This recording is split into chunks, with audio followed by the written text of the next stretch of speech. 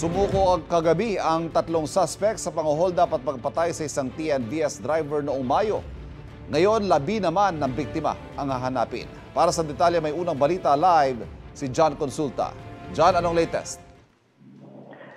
Iba sa mga oras ito ay bumabiyahe kami ngayon patungo sa Nueva Ecija kasama ang mga ahente ng NBI at tatlong suspect na sumuko kagabi sa Manila City Hall kaugnay sa pagkawala ng TNVS driver na si Raymond Cabrera. Ito ay matapos mangako, Ivan, itong mga suspect na ituturo nila sa NBI kung saan naroroon ang 11 umano'y hinold up at pinatay na TNVS driver. Pasado 1:30 ng madaling araw kanina, Ivan, nang pirmahan ng dalawa sa tatlong suspect ang kanilang sinumpang sa salaysay habang assisted by counsel o kanilang abogado na nagsasaad ng kanilang pagsuko at kahandaang ituro ang kinaroroonan ng nawawalang TNVS driver.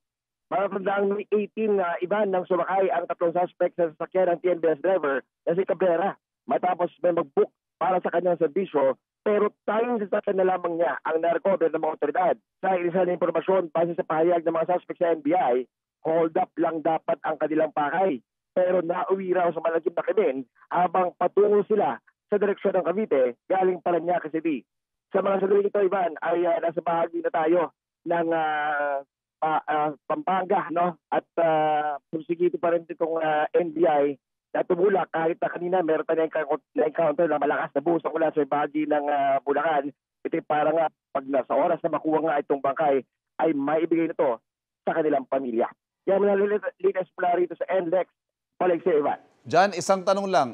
What do we know so far sa profile nitong mga suspect? Mukhang mga bata pa, no? Naka-blur sa video natin ngayon pero naaninan ko mukhang mga bata pa itong mga to. Mga bata pa to, Ivan, no? May mga 30s, late 20s.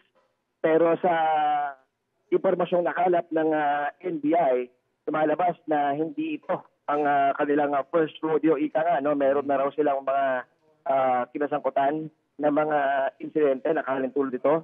Pero bubuwi pa natin iba pa mga detalye habang umuusad nga ang investigasyon ng National Bureau of Investigation. Ivan. Patuloy tayo mag-aantabay sa update mo sa balitang yan. John Consulta, maraming salamat sa iyo. Kapuso, huwag magpapahuli sa latest news and updates. Mag-iuna ka sa balita at mag-subscribe sa YouTube channel ng GMA Integrated News.